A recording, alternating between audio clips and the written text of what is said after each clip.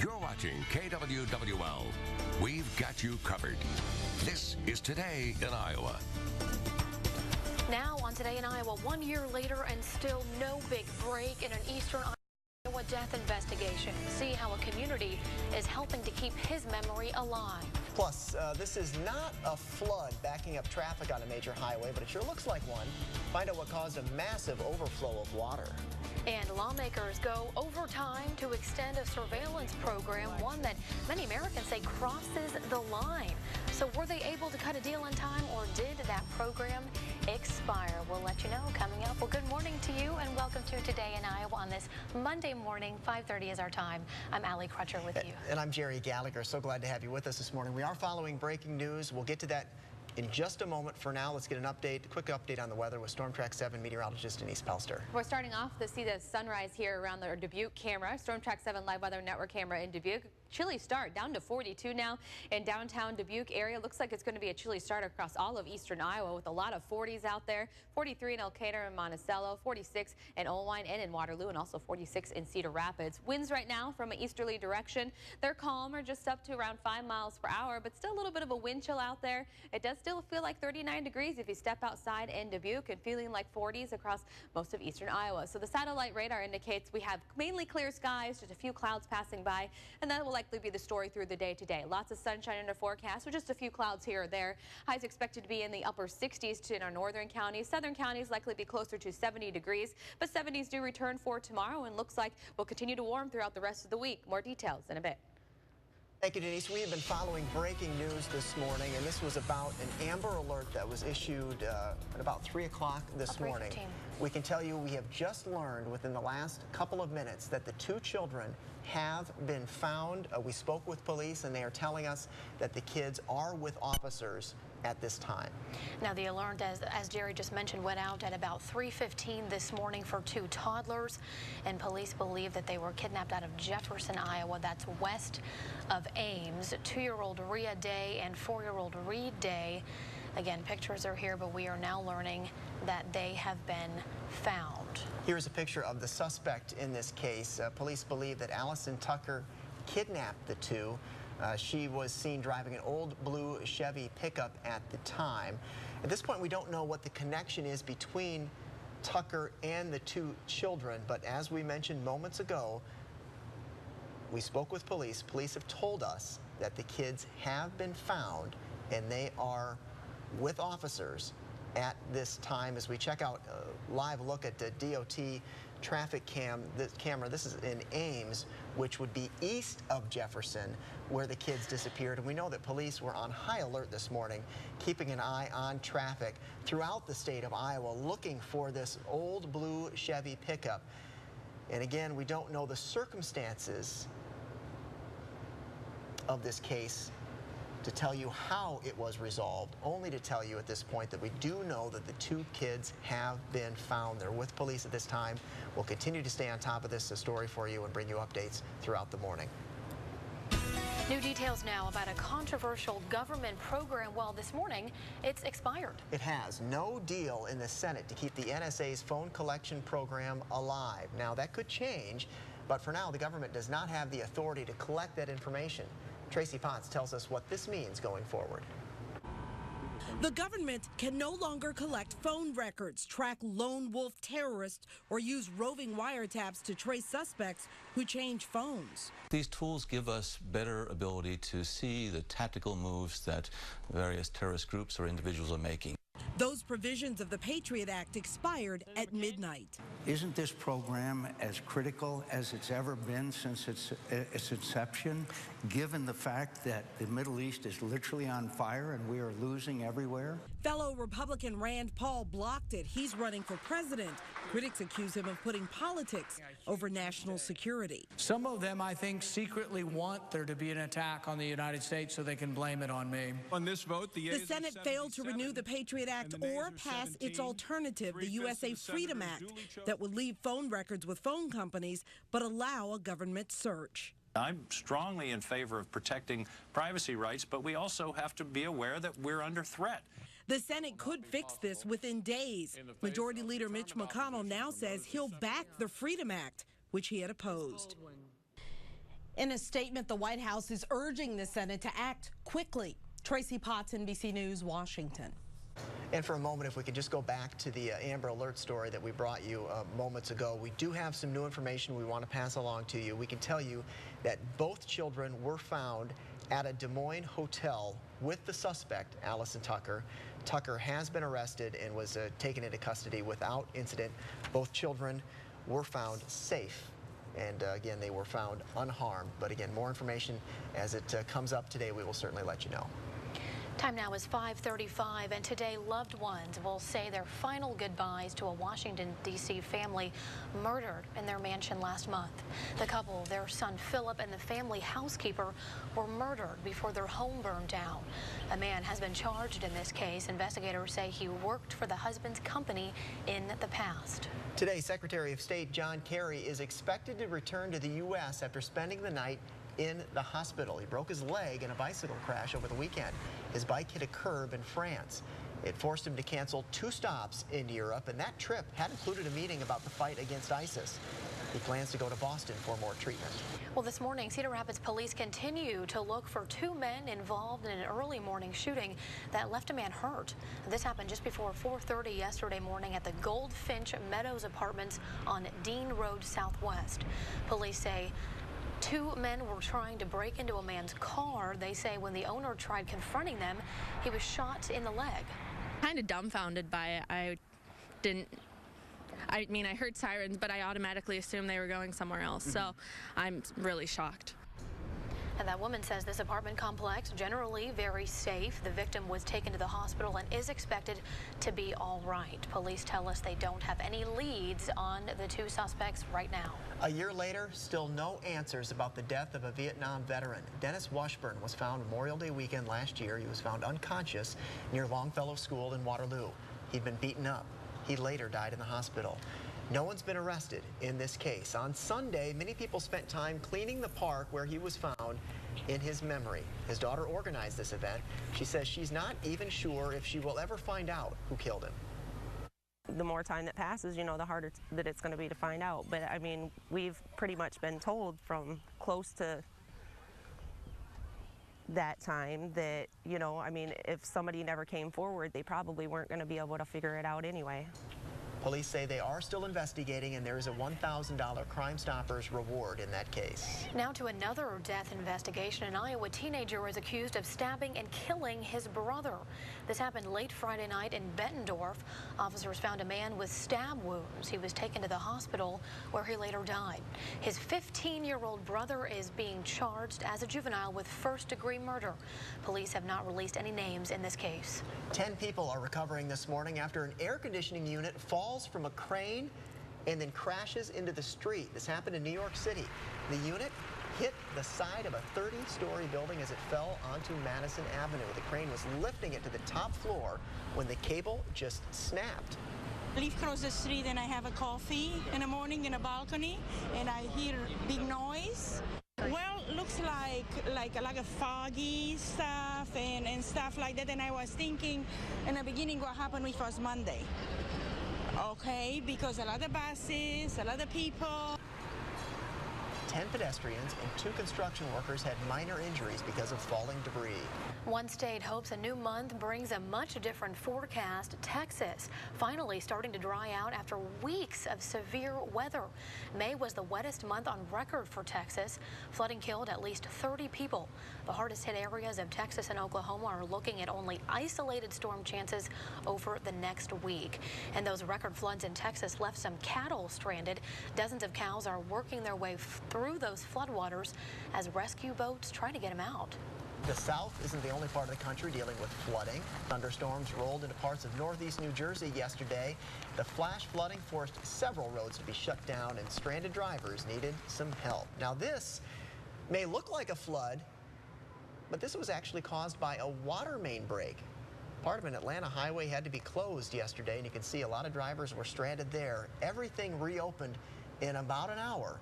No word on any injuries. Now to Decision 2016 coverage this morning. Today, another Republican could join the race for president. South Carolina Republican Senator Lindsey Graham says he'll announce whether he's running for president later today. Graham has little support in national public polls right now, but has more backing in his home state, which has the first primary in the South. This could give you an idea which way Graham is leaning. Later on this week, he does plan to make a stop here in eastern Iowa.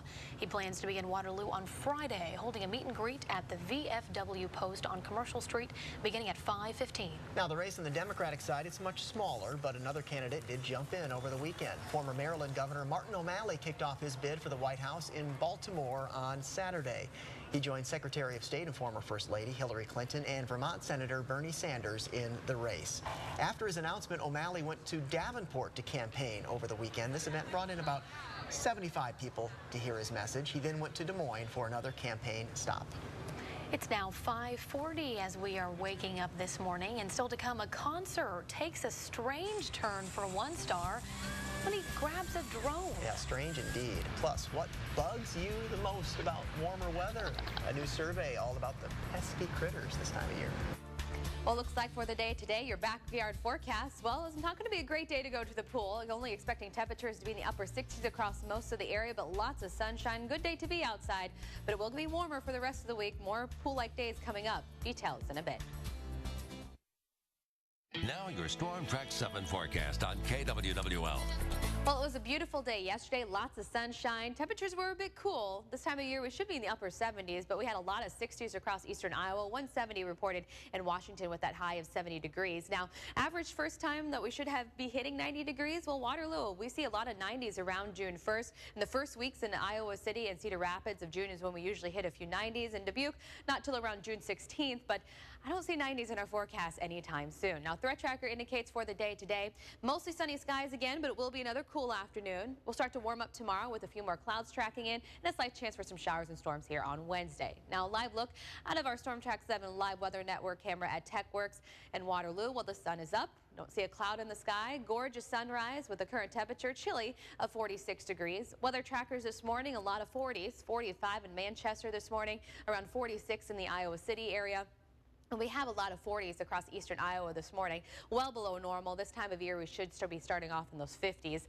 Winds right now, though, they're calm to up to around 5 miles per hour. So there is a little bit of a wind chill, just a couple of degrees cooler than what those temperatures are. It does feel like a chilly 39 still around the Dubuque area. Otherwise, feeling like 44 in Washington and 46 in Iowa City and Waterloo. Now, the satellite radar indicates that we do have very little cloud cover across the area. We'll likely see just a few clouds passing by throughout the day today. We do have a high pressure system in the Great Lakes. Now, this high pressure system is going to help to keep those clouds kind of thin here across eastern Iowa. It's going to help to clear out those clouds and the rain you can already see as that tracks towards the east in Minnesota. That's losing steam as it moves closer to that high. So for the day today, that high pressure system is going to slowly track towards the east. We could have just a few clouds passing by, especially down towards the south. You guys are farther away from that low or that high. But into Monday night, we're going to be watching that low pressure system. A few clouds possible tonight, but mainly mostly clear. Start off with a lot of sunshine tomorrow, but as that low starts to track farther towards the east, a few more clouds moving in ahead of that warm front here for the day on Tuesday. So mainly partly cloudy skies on Tuesday, but we will be tracking this low because it will be bringing that chance for some showers and storms here to our forecast. So for today, highs will be in the 60s to around 70 degrees across most of the area, mostly sunny, with the east wind not bad at 5 to 10. Overnight tonight will be down into the 40s with mostly clear skies. Winds will remain fairly light from the east, and tomorrow we'll have those winds switching to more of a southeast direction. That'll help to warm us up. Expecting highs to be in the 70s, and we'll continue to warm up for the rest of the week. Storm Track 7-day forecast. Upper 70s here for Wednesday with a chance for showers and storms. Continued chance for showers and storms on Thursday and Friday. I think the best chance is going to be Friday because that cold front will be moving through with that low pressure system, and then we'll cool off just a bit behind that low back into the 70s. But pretty normal as we get into the middle of the week. Normal highs expected for this time of year. Upper 70s will be like that midweek, but today, not a great pool day. It's going to be kind of chilly out there. Still not too bad. Plenty of sunshine. Can't Nearing complain 70 too degrees. much. No, it is day one of hurricane season, by the way, with it being June 1st. This is not something that we worry about that much in the Midwest, but in other parts of the country, property owners are already thinking ahead. NBC's Chris Clackham shows us how. Although forecasters are saying this will likely be a slow year for hurricanes, they do offer this reminder. It only takes one bad hurricane to make a bad hurricane season. Also remember what's causing the damage during a hurricane. Storm surge is always the greater threat to life in a hurricane. It is the water that kills, not the wind in a hurricane. Though not from a hurricane, the recent floods in Texas drive home that point, and why the insurance industry says now's the time to update the inventory of valuables around your home, just in case you lose something during a hurricane or any other disaster. Taking pictures of or videoing or keeping a log of all their personal property. Monica Lindine's president of the National Association of Insurance Commissioners and says to remember the valuables outside your home. You've got some pretty valuable stuff out in your garage and storage buildings too. She also says let the first day of the 6-month hurricane season be the day to review your homeowner's insurance policy. Review those policies right now. Make sure you've got the coverage that you're going to need in case of an event. And review those policies now. Don't wait until the aftermath of a disaster, like a hurricane. Chris Clackham, NBC News. Well, summer, of course, brings a lot of excitement, days by the pool, nights at the campfire, but we can't forget about those bugs, right? Well, a recent survey shows we have some strong reactions to those little critters. Not hard to imagine. 40% say they feel like they have to squish a bug several times to make sure it's dead. If your home is up for sale, be sure to take care of any bug problems. More than 70% say they're less likely to buy a home if they see bugs. Yeah, that's not the most inviting thing when you're taking a tour of a house. Not too welcoming. Oh, by the way, there are ants over there. Time now is 5:49. We do have an update on Fred Hoiberg and his future coming up as Iowa State fans hit the road to deal with any possible changes ahead. Plus, a little girl is among those hurt after a car crashes into a terminal. We'll have that story next. You're watching KWWL. We've got you covered.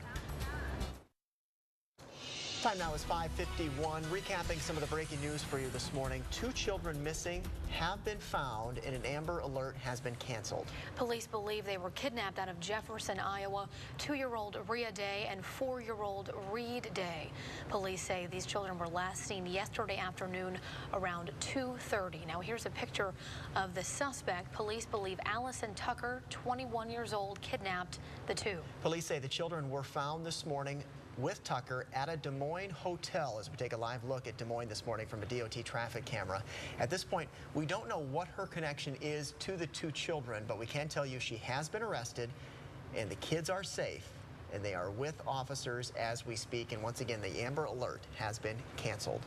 5:52 is our time now, and 3 people, including a little girl, are waking up in the hospital this morning after a car crashes into a terminal. This happened in Los Angeles yesterday. The car slammed into the wall. It got stuck inside a utility room above a stairwell. All 3 people were taken to the hospital. The 9-year-old is in critical condition. No word what caused that crash. Pop star Enrique Iglesias recovering from a hand injury this morning after a mishap with a drone. Now this is video here from a concert in Mexico Saturday night. He was performing in front of a crowd of about 12,000 people when this happened. He tried to use a drone to videotape himself with the crowd. Something went wrong and the drone cut him. The show did continue though after he got hurt. Could be a matter of days or maybe even hours before a contract is in place between Fred Hoiberg and the Chicago Bulls. ESPN is reporting the Iowa State coach is meeting with the Bulls today and could finish the deal. It's been reported that the contract is worth $25 million over 5 years. Iowa State fans, of course, they've been on pins and needles for the past few weeks. Yesterday, the Des Moines Cyclone Club biked around Ankeny, and the talk focused on who might take over the Iowa State program. I've heard lots of different things. I don't know. I would like to see Hornacek come here. I don't think that's going to happen. I think it's going to be Altsberger, and I've heard some different rumors on his staff, which kind of make me happy, but I can't say anything about that. It's still unclear when a formal news conference will happen to announce this Hoiberg decision, but it could happen in the next few days. Anxiously awaiting. All right, our time now is 5:55. You're watching Today in Iowa on KWWL. We'll be right back, but first, last night's winning lottery numbers from your official lottery station, KWWL, and a look at today's birthdays as well. Happy birthday from all of us here at KWWL.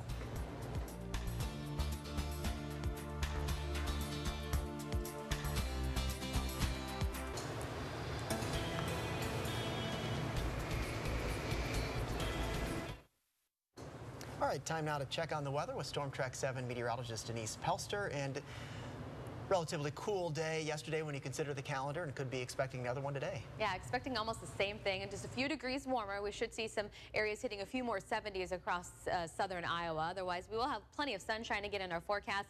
70s do return, though, more likely here for tomorrow, with chances for showers and storms Wednesday into Friday. We will also see the temperatures increasing to 80s by the end of the week. Thank you, Denise. Well, we have another full hour of Today in Iowa ahead, so go ahead and refill that coffee cup, and we'll be right back.